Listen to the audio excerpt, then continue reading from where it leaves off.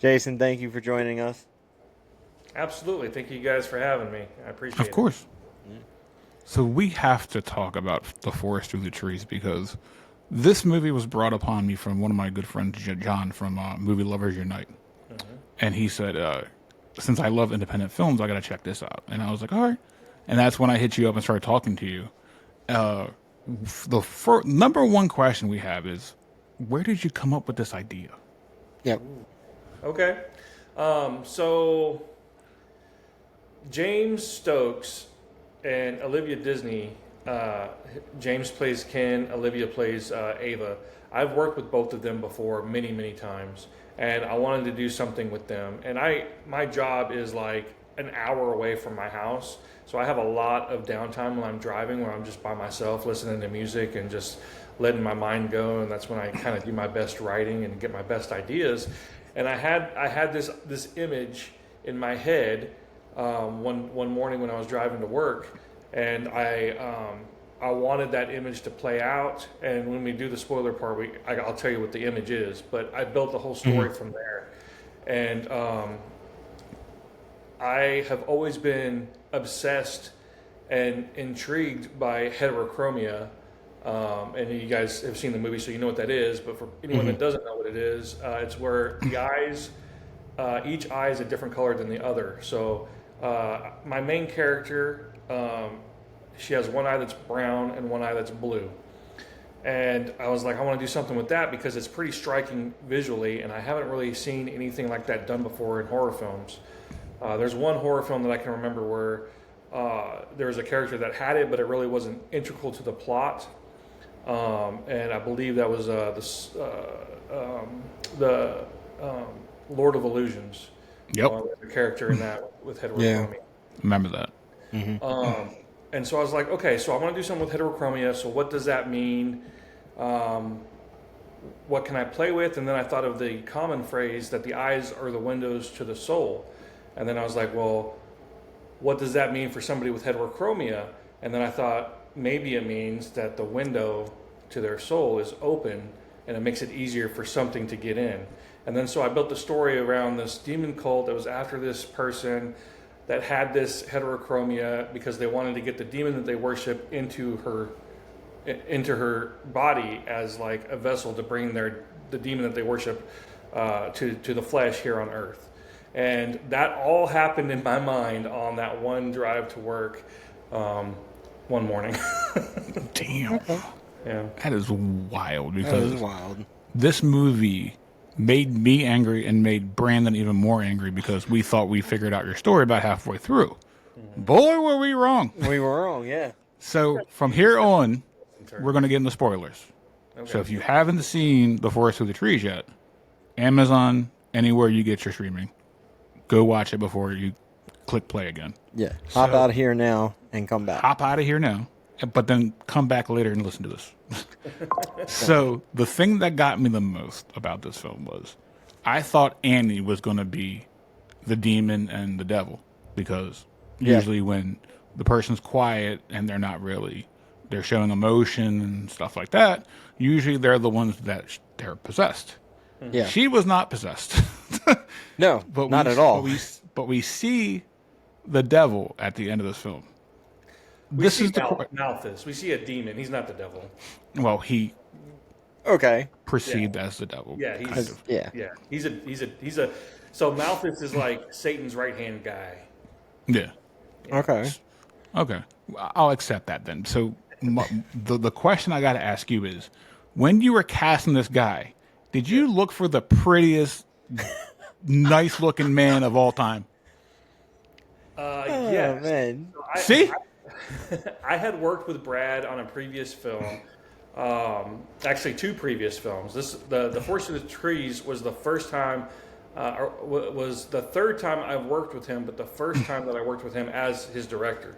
The two previous times I was assistant director on those movies, but I knew what he could do, and so I wanted Malthus in human form to be the opposite of what you typically think of when you think of a demon. And it kind of goes, it is kind of a trope because there's a lot of stuff out there that's similar to that, like Lucifer, the show Lucifer. Yep. He's super attractive. I also was heavily influenced by The Devil's Advocate with Al Pacino and like that.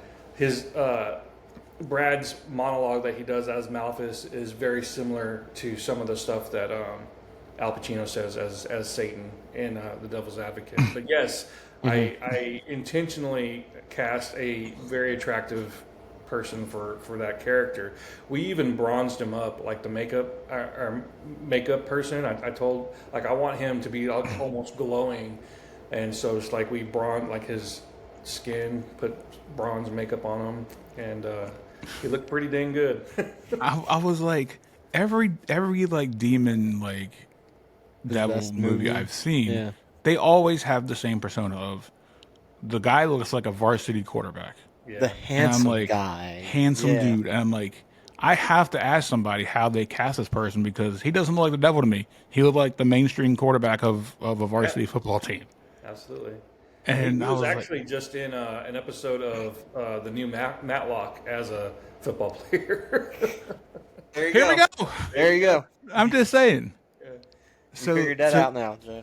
So the next question I have, because I noticed this the other day, and I hope you don't mind me using the original artwork. Why did you change from the original artwork to when it went streaming to a different poster? That wasn't my decision. So I signed a distribution deal with Bayview Entertainment, and they've been fantastic. One of the things they changed the poster. To the one that you see on Amazon. I think there's two versions of the poster that they are using now. There's one with tape over her mouth, and then there's one with a hand over her mouth. And those posters were not my decision. They weren't. I wasn't consulted on those. That's why it was changed. Because I dug the original. Because the original one was creepy as shit. Yeah. Yeah, I like. So if you go to there's like 4 or 5 different ones that we've used throughout the last year of marketing before we signed the deal with Bayview. There's the one. I got them right here. There's this one. That's awesome. Yeah, and they were the ones I was expecting to see. And then there's that one. I like that one more now. Yeah. Because it has the image of her on it. I like that one more. Turn the light on so you guys can see better. That's pretty dope. Yeah. And then there's this one, which you guys may not have seen because it's not one of the more popular ones, but it's the one that's most popular at screenings. It's that one.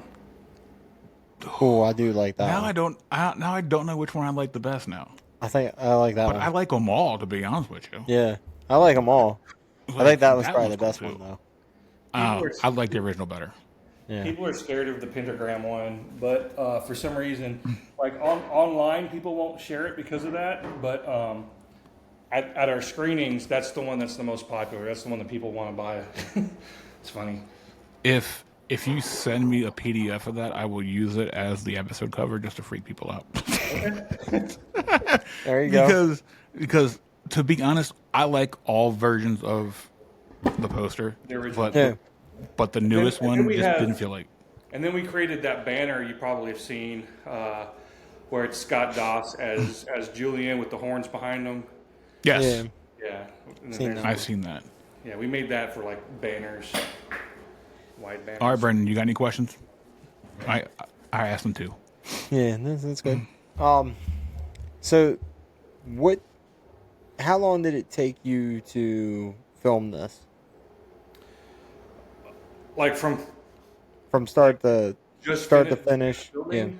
Yeah. So just filming was a 14-day shoot.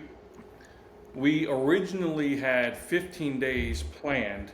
There was and we did it in 3 5-day blocks. So the first week we shot at the end of May of 2024, so last year, and then the next 5-day block we had scheduled at the beginning of June, and then the last one was at the end of June. Now that first week, the very last day, we got rained out. Like a severe thunderstorm came through, possible tornadoes, and we had to cancel the shoot. Yeah. So we had to work in that everything that we had scheduled that last day of that first week into the second week.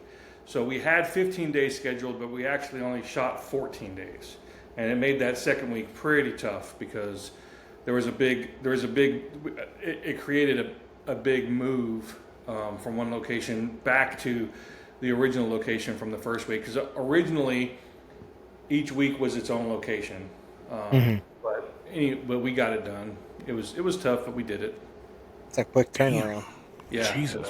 15 days. Yeah, 15 days. Yeah, it ended up being 14. Yeah, 14 days is still a quick turnaround. Now, how long did it take your editor to do the whole eye thing? Oh, man. Because we kind of got that, a little bit of detail on that. And we had, yeah. So how long did that take him to do that? I can only So imagine. the editor of the film, his name was Will Reed, and he started editing pretty much right away after we finished the first week of shooting. Because I know that Annie told you guys that we shot it backwards, basically. We shot the third act in the first week, and then the middle of the film, the second act in the second week, and then the front of the film, the first act in the last week. But as soon as we were done that first week, Will started editing. Now Chuck Murray, he was our visual effects artist and our colorist. He's the one that did the eyes, and the entire process, editing, visual effects, and the sound design took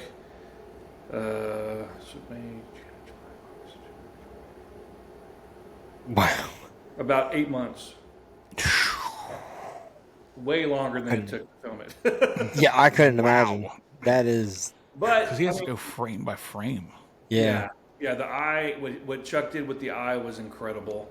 He had to track her pupil every time it was on screen, frame by frame, and color it, and make sure it all matched through the whole film. I can't praise him enough because that blew our mind because at first we thought it was just a contact thing. She had a contact. That was the original plan. Yeah, and she told us that like the contacts didn't come in, or guys ran out of like the contacts didn't come in, or they weren't there. They So got lost somewhere. Yeah. We bought them and they came in. We have no idea what happened to them after they came in, but to this day we still haven't been able to find them. So, but it might have been a blessing in disguise because, and I know Annie told you that she was kind of scared of wearing the contact.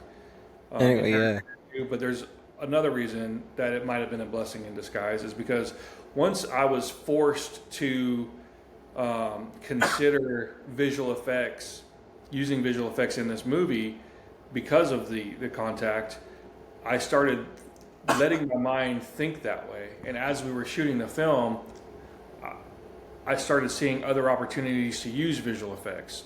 Like there's two big visual effects shots. And since we're in the spoiler territory, when Malthus appears behind Chloe over her right shoulder after he's summoned, the demon appears behind her. That originally wasn't in the script, but because of having to use the visual effects because of the eye, when we were shooting that, I was like, man, it'd be awesome if we just had him appear behind her. And so we were able to do that. And then the other big effect was the hooves when Malthus walked out of the corner and into the human. Yeah, both of those shots were not originally planned. Damn. Wow. I didn't know that. Nah, couldn't tell either. Was it better to shoot the movie backwards than from start to finish? I think in some ways it was. The ending. There was a lot of tension. obviously, and there's a in the relationship between Annie's character Chloe and Olivia's character Ava. There's a rift in that final scene in that third act because and they didn't know each other, and so you could feel that barrier between them. Whereas when we were shooting the beginning movie stuff, where their relationship feels strong, it is strong because at that time they've known each other and they've gotten to, you know, hang out with each other. They really liked each other, and they just had a lot of fun. So I think in that sense, just the way the relationship felt through the movie, it was better. I think that helped a lot. Because if you shoot all that mushy gushy stuff at the beginning and they just meet each other, then that could have been awkward. Yeah, that would have been. I mean, they had strange. 2 weeks to know each other and got comfortable with each other. And so, like the very first scene that we shot with both of them in it together was the end, the sacrifice scene where Annie's tied up to the pole and the colt's around them. Yeah. That was the first scene that they met each other literally that night. Wow. Okay, yeah. And hey, nice to meet you. Sit in the chair and get tied up. Okay. That's got to be a little awkward. I'm just saying. Just Yeah. speaking as an outsider here. Like, Yeah. I Now don't know if I could have did that. it did make for some continuity. I mean, when you shoot it out of order like that, you really have to be careful with continuity. And it's not really noticeable, but there's a few things here and there that I noticed continuity wise after watching 50 times that we missed. But it's all right. and that could possibly be from shooting it out of order. Sometimes you got to like travel outside the lines. I thought it was perfectly fine. Yeah. There was nothing problem. There was no problem from us. There's no problems that really jump out at you like continuity problems. I think I only like you're your own worst critic. And Yeah. Yeah, there's a lot of people say that. So one of the top questions I have is: do we see another one? I have a story. It depends on how well this does. I would love a second one because there's so many questions. Yeah, I will say it'll be a very different movie. It'll still be horror, but it will be a different setting, a different movie, and it's just what I feel like is next logically for that character for Amy's character. Like, but it'll feel different. It won't be in the woods. And that's all. I mean, I don't want to get into it too much. Yeah. Because the first thing I said was, like, after I watched it, I was like, Brandon, we're going to need a second one. And then he watched it, he goes, we definitely need a second one. Second one, yeah. There's got to be more to it. The story seems, I don't want to say empty at the end, but it Too open-ended? Huh? Was it too open-ended for you? I think I think there's too open-ended at the end, but I think there could be more to it. Like you could add more to this movie, to make it another one, if you wanted to. If you could, if there's other ways of going. I don't want to say it's empty or like there's a huge gap in the ending. There's nothing like that. It's just there's an opening where you wanted more. You could run with it if you wanted to. You guys saw the mid-credit scene, right? Mid-credit scene? No. Missed that one. So Missed that. Well, I'll tell you. Like, Okay. it's after that. So the credits start, and then after the main cast goes, then we cut to Tim, Ken's military friend. He's driving down the road, right? Because he was coming to help Ken, but it was an 8-hour drive. So it's the Yeah. next morning, and he's driving down the road, and he sees Chloe walking down the road, all like her wrist is cut, and she's all bloody. And he pulls over, and runs up behind her, and he's like, "Chloe, are you okay? Where's Ken?" And he grabs her shoulder and turns around, and she's got demon eyes. And then we cut to the rest of the credits. You Wow. guys missed that? How Missed did that. Now I'm. usually horror movies don't have? I know. I love mid and post credit scenes though. So now every film you put out when we watch, Almost every film I've done has a mid and a post credit scene. Yeah. now I Okay. know. Well, now I have to Voorhees watch. does Oh, it. Voorhees credit. does. The second Voorhees after the Beast does, but the first one doesn't. Okay. That Okay. was my next question. Let's talk about this Jason versus Bigfoot movie you told Jason us versus about. Bigfoot. Yeah. Yes. Voorhees not of Because- the Beast. As soon as we're done here, I'm Yeah, firing this up Yeah. because Let me know what you think. Jason versus anything. Because I have a Jason tattoo of his mask on my thumb for a reason. My first ever horror movie that I ever watched was Friday the 13th Part 7 when I was 7 years old. Awesome. So it's a So you're my age then, right? 1980? I'm 39. I'm 39? 86. 86. Okay. Yeah, I'm 39. All right.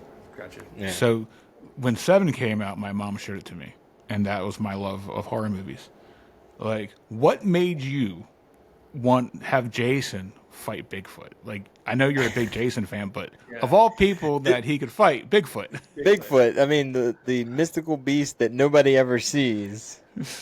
Well, when I decided that I wanted to do a Jason movie, I made a Facebook post. I said, "Hey, so in the Arkansas film community, I made we have an Arkansas film community page, and I made a post on that page saying, "Hey, I want to make a Bigfoot or a Jason movie.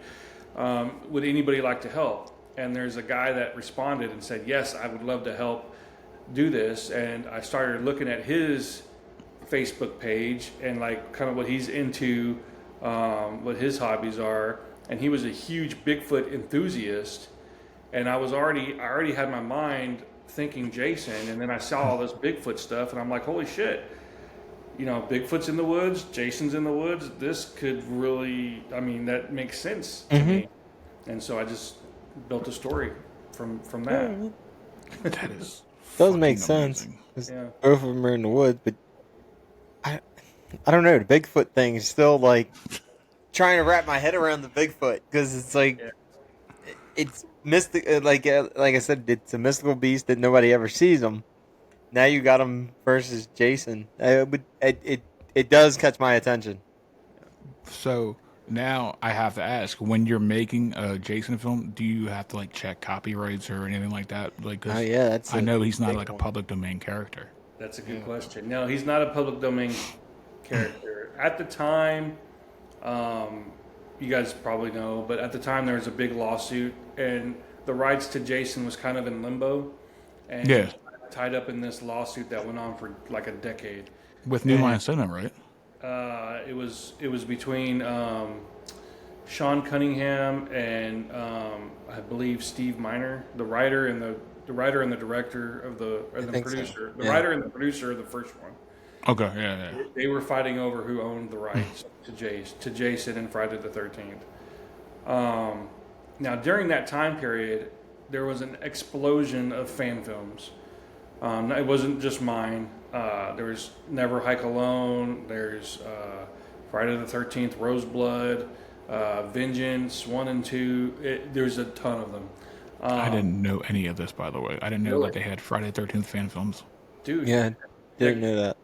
Okay, so I'm partial to mine, but some of these others like actually have big, like the budget for my film was $15,000. Some of these others, like Never Hike Alone and Roseblood and the Vengeance movies, literally had hundreds of thousands of dollars for their budget. And Wow. they bring back actors and characters from the original films. Like the Never Hike Alone series has Tommy Jarvis, Tom Matthews coming back to reprise the Tommy Jarvis role. The Roseblood movie is a sequel to Part 7, and they bring back Lar Park Lincoln and Dr. Cruz. So yeah, if you guys need to watch these films.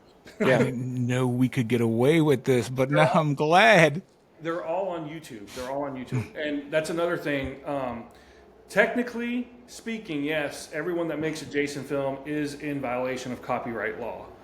But they don't care. Like the studios kind of let it slide, and they don't care as long as you're not trying to make a profit off of it. And all of these films, you'll see at the beginning, they have a disclaimer saying that this was not made for profit. This is made, this is a fan film. Blah blah blah blah. We're not making money off of this. And there's a huge Star Trek fan film thing too, and they do the same thing. As long as it's basically on YouTube and they're not making any money off of it and free, they can. Well, Never Hike Alone just started their own physical copies of it, so they have to be at least giving some partial to the actual people, I think, to sell merchandise and stuff. If you're selling merchandise, I think you have to give like 20%. I think it is. You have to give something to them, yeah. But a Friday the 13th fan film. Yeah. Like, come on now. That's all I need in my life. Dude, there's tons. Wow. I never knew mind blown. Never knew it. Introduced you to a rabbit hole that you will never recover out of. I'm going to text you by the end of the weekend saying, I just watched them all. Thank you very much. My weekend is now over. So the one question I got from one of our viewers in our email was, is there going to be any The Forest Through the Trees merchandise? Yes. There is. We have a friend. He has you can follow him on Instagram and Facebook. Horror Adorables. He makes these cute little drawings of horror villains and horror people, and he already has one of Julian. And so you can go to his website or his Instagram, and you can purchase a tumbler with Julian on it, a coffee cup, a mouse pad, or a poster. So yeah, he's got that already, and I have posters that are available, and I'm kicking around the idea of shirts. It depends on how popular the movie gets, if it will be worth creating the merch or not, basically. But well, yes. It's popular in our friend group. How about that? Yeah, it's popular enough. I've already shown it. I gave it to Brandon, and I had a viewing of it with our other friends who work on the podcast. We all fucking loved it. Great. I'm passing it along as far as I can. And John loves it too. Yep. The one who told you about it. Yep. From Movie Lovers Unite, and it's out there. We are getting reviews, some reviews in. There are some people who don't like it that are commenting, so it's not going to be for everyone. One of the biggest criticisms is that there's a lot of talking, which I get. So all movies have talking in it. What movies don't have talking? There's a lot of horror films that have a lot of talking. I don't want to hear that shit. These kind of people are the ones that go to a movie and they go, this is boring, so I'm just going to write something bad about it. Pretty much. Yeah. One of our biggest critiques that we get is, why do we focus on independent films and why do we care about public domain films? And my biggest thing was, guess what? These people deserve love too. Like, that's the biggest thing. Like, and we appreciate it. Like, we got flamed in our emails for having everybody from all the Popeye movies on. Like, that's crazy. Like, public domain films aren't horror movies, is what we heard. They are horror movies. Winnie the Pooh, man. I had Scott Chambers on, who made Winnie the Pooh. Blood and Honey. And he said he got death threats for months. That's crazy. That's crazy. Insane. People waited outside this man's house to tell him they ruined their childhood and why do they they're care ruined. that much? Just don't watch it. That's what I said. That's the thing. I said, if you have control of your television, that is to insane. where you just turn it off. don't watch it. If you think it's ruining your childhood that much, then turn it off. Have you guys seen Screamboat yet? Yep. Yes, no comment. No comment. No comment. I haven't seen it yet. Yeah, I've seen it. Don't go in with high expectations. Okay. It's more of a... Corny. It's comical and horror kind of mixed together. If you like a lot of Disney puns, it's for you. It's Like it's over the top puns. Like too many. There's a lot of it's too many for me. There is some good kill scenes in it. Phenomenal kill scenes. Yes. But the whole Other story than that, is not ruining anything.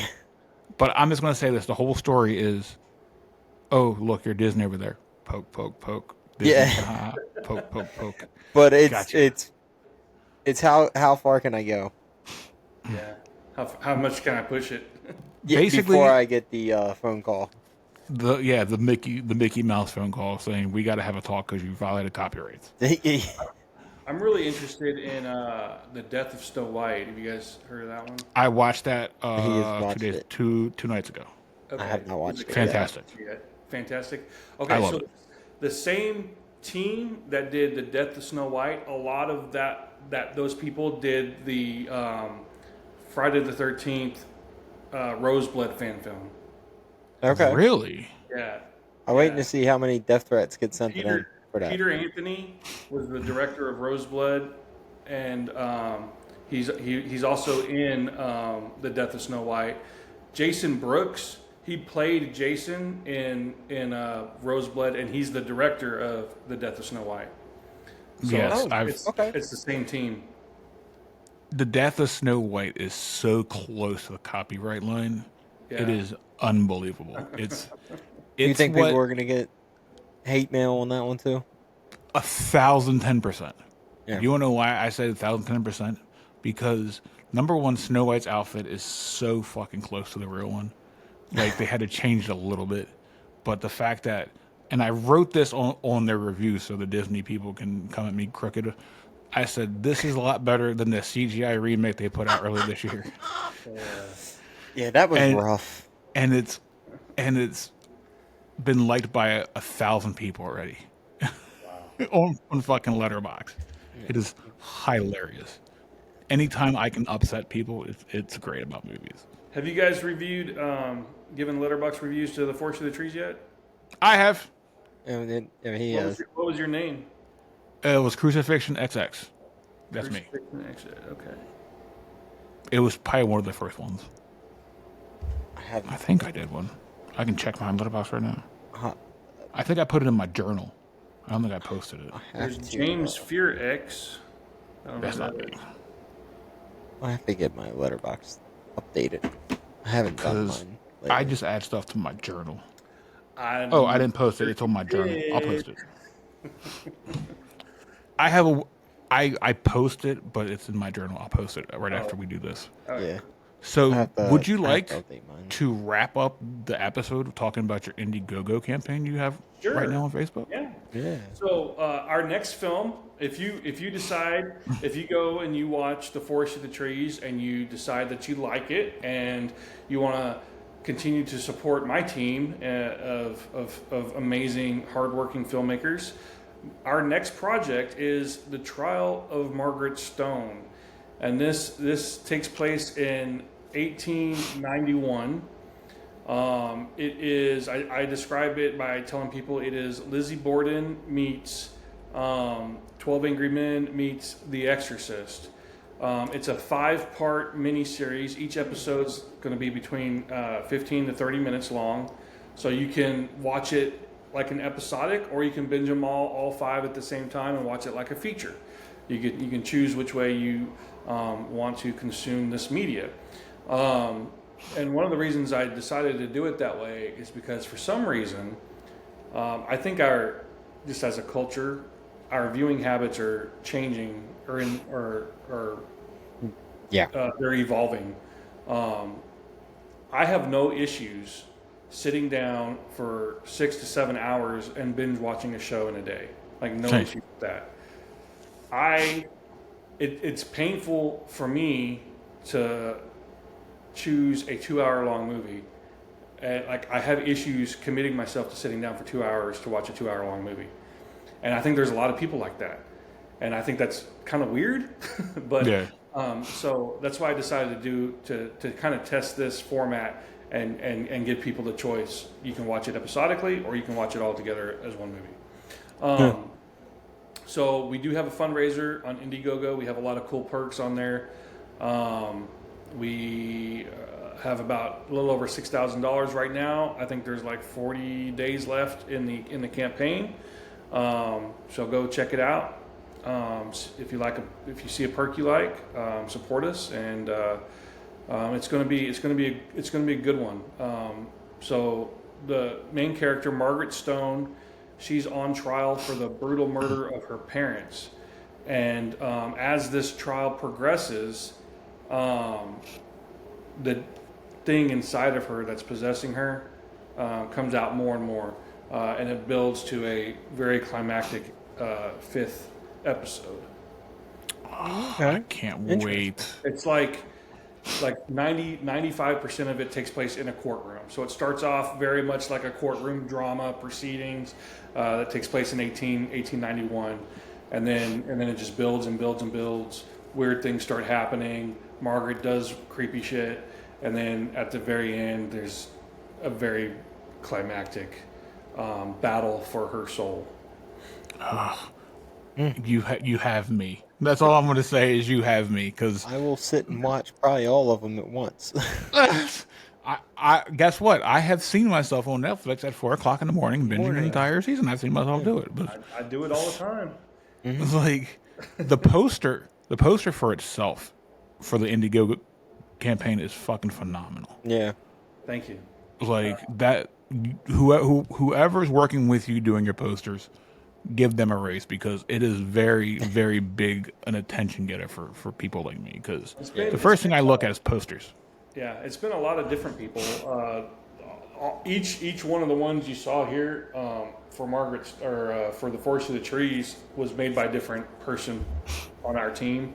Like, there's a lot of graphic designers on our film family team. The Margaret Stone poster was actually the first one was made by AI. We kind of typed in kind of what we were thinking, and then AI created it. And then we took what AI created and we shot an actual version of that, so that we can say that it's not AI. Yeah, there you go.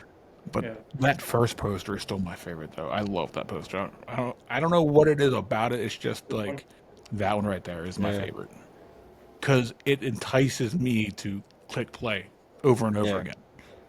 So if you listen to this episode, go on Amazon, go on wherever you get streaming, Forest Through the Trees. That's all we can say. Like, and then anybody can hate me for backing some more independent film stuff. And let me know what you think after you watch it. Even if you hate it, you can find me on Facebook and Indiegogo. Leave a review on imdb.com or Letterboxd. Like, tell everybody about it, what you think of it. Yeah, don't go to Rotten Tomatoes. We don't believe in them. They just firebomb movies for no reason. We don't have any ratings or critic ratings on Rotten Tomatoes at all yet. Of course, because Rotten Tomatoes doesn't believe in independent films. Yeah. I'm just saying, because I saw the number one reason I don't follow Rotten Tomatoes is because I don't know if you saw Peter Pan Neverland Nightmare. Mm-hmm. It was from the Winnie the Pooh guys. Apart for no reason. They shredded the movie for no reason. The top 10 reviews said this has nothing to do with the original Peter Pan story. It's not supposed to. And I'm just going, what are these people talking about? They took that movie and destroyed it for no reason, and we're still sitting trying to figure out why they destroyed it. And we're like, it don't make any sense. It had nothing to do with what they are what they're talking about. It's a horror movie. Yeah, it's a horror. If it was meant for the original, if it was actually meant to be like a spinoff from the original, It'd be on Disney Plus. it would have been on Disney Plus, and it would have never had killing going on and slashing going on and kids being kidnapped um, throughout the movie going on. That would just be that would just make more sense. But people Frowned didn't. upon and stuff.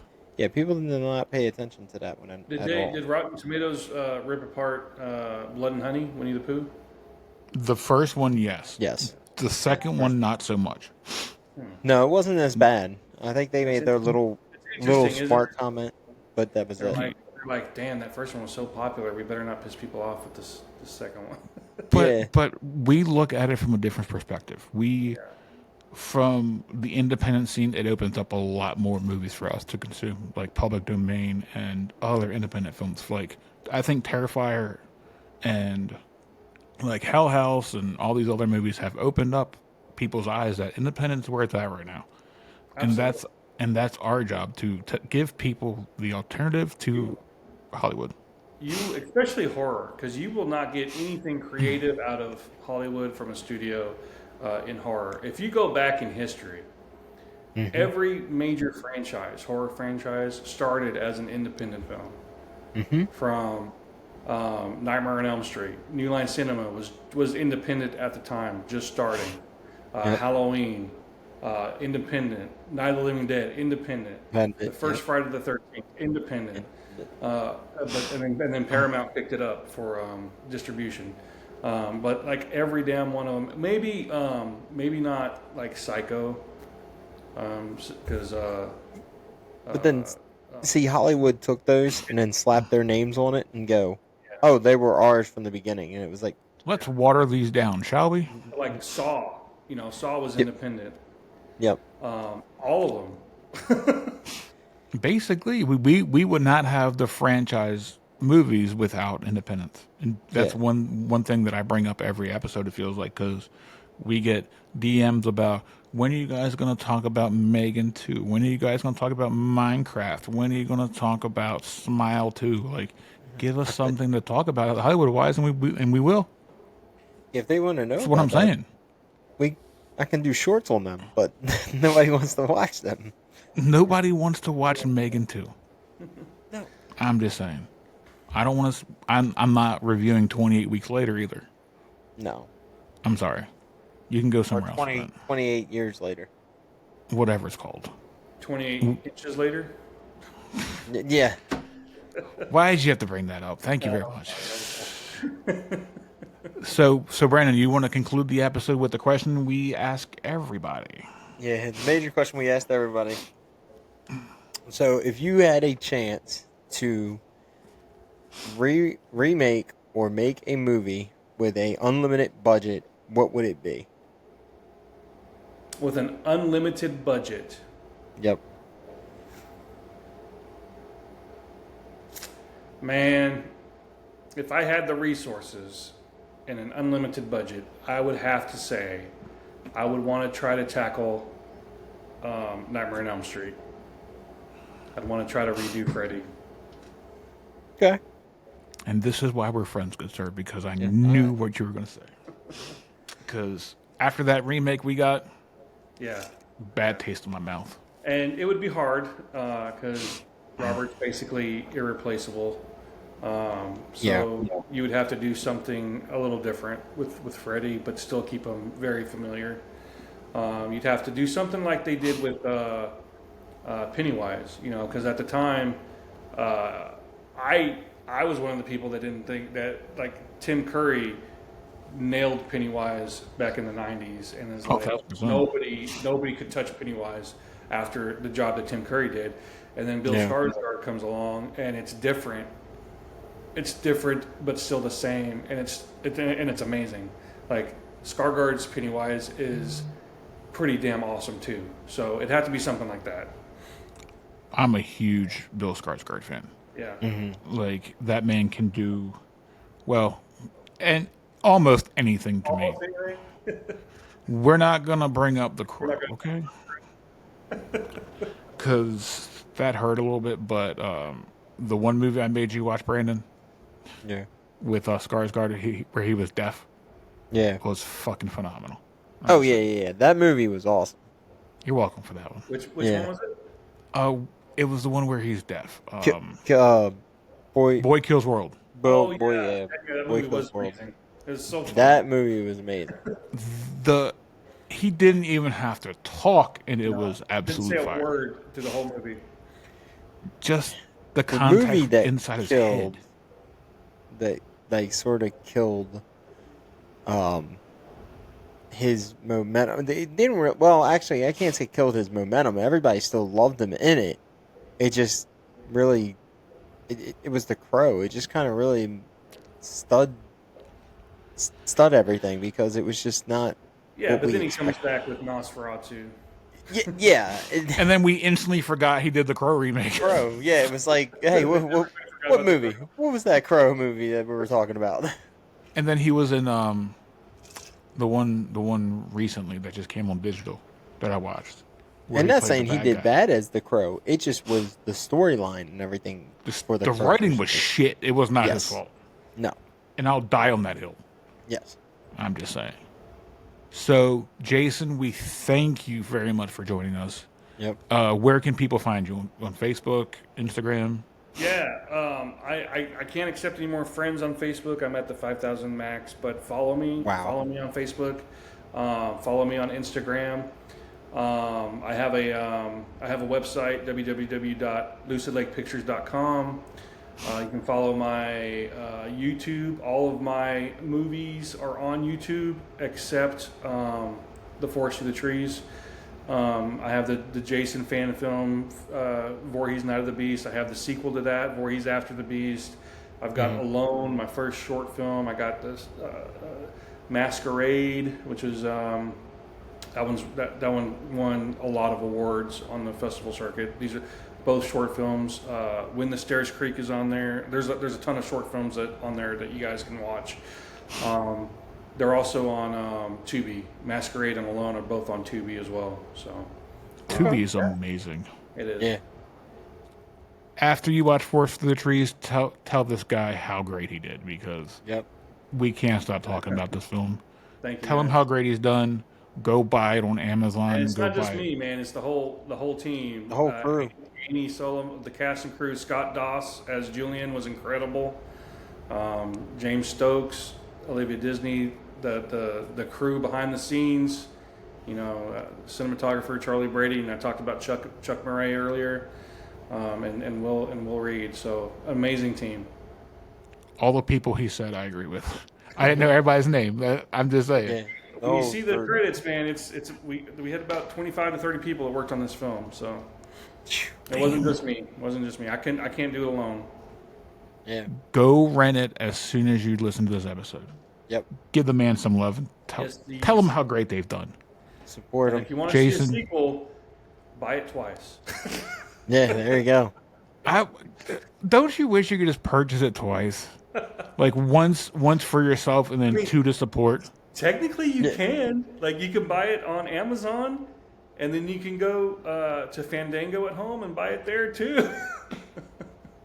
I'll do that as soon as we're done. You got the idea. It's going to be on there. every TV in my house. You can have like 6 accounts and buy it 6 different times too. Do I have enough time to run one account? I'm just kidding. I don't know. You can have one for the show, one for the. For the people listening to the audio, he blinked a couple times and winked. Don't buy it twice. He meant see exactly what I was going to say. Buy it twice, 5 more times. Jason, thank you for joining us. I Thank you, appreciate guys. you. I Man. appreciate it, Thanks, man. Jason. You guys are great. Appreciate it. Yep.